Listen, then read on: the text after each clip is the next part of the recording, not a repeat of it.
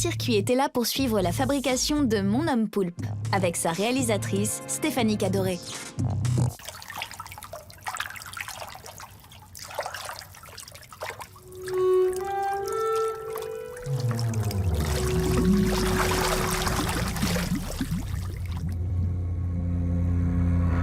La thématique centrale du projet, c'est la relation d'emprise et c'est par extension le couple toxique en fait, une relation toxique entre deux personnages. C'est par empathie qu'on ne prend pas en compte sa propre souffrance parce que l'autre a quelque part plus d'excuses, plus de justifications, plus de souffrance que soi. Et donc, c'est pas de sa faute, c'est un poulpe.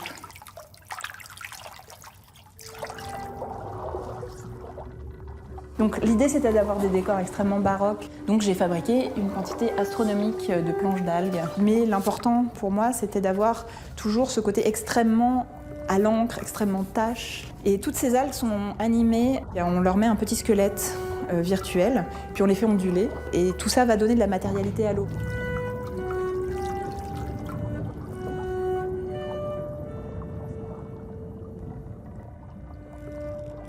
Le film, je voulais que ce soit de l'image mentale, vraiment. C'est-à-dire que l'espace soit abstrait, que l'appartement soit en quelque sorte une espèce de métaphore du corps des deux personnages, que la lutte que le conflit entre les deux personnages soit présent dans les décors.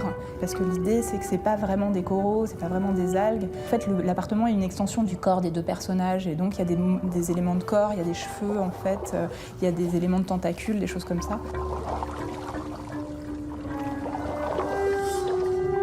En fait, le poulpe est fait à la gouache et son environnement est fait à l'encre, un peu à la gouache et aussi beaucoup à l'encre sur papier japon. Et en fait, l'appartement est complètement contaminé par l'environnement du poulpe. Elle s'enfonce à l'intérieur et plus elle s'enfonce à l'intérieur, plus elle est obligée de s'adapter en fait aux dépens peut-être de sa propre sécurité ou de son propre bien-être. D'où la confrontation entre technique sèche et technique humide et le fait qu'elle est tout le temps plus ou moins en train de perdre du pigment, en train de perdre de l'encre parce qu'elle est toujours menacée de dissolution.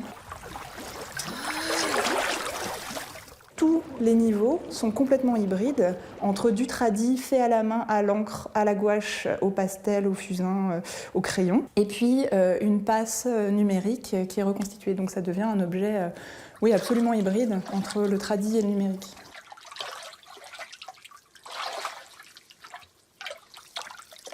Alors le traitement sonore, on est parti sur une approche aussi assez plasticienne finalement. On aimerait avoir un contraste entre les deux univers, que ce soit au niveau de l'image et au niveau du son. Donc en fait, tant qu'on sera plutôt du côté de l'univers de la fille, on va avoir beaucoup de bruits naturels, un peu les bruits de la rue étouffés, des choses comme ça. Okay. Et puis plus on va se rapprocher de l'univers du poulpe, plus on va avoir un travail beaucoup plus étrange.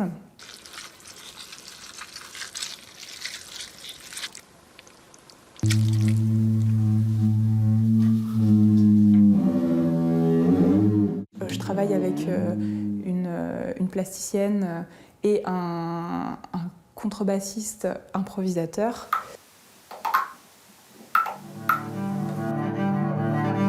Et lui, ce sera un peu la voix du poulpe ou du moins la vibration du poulpe.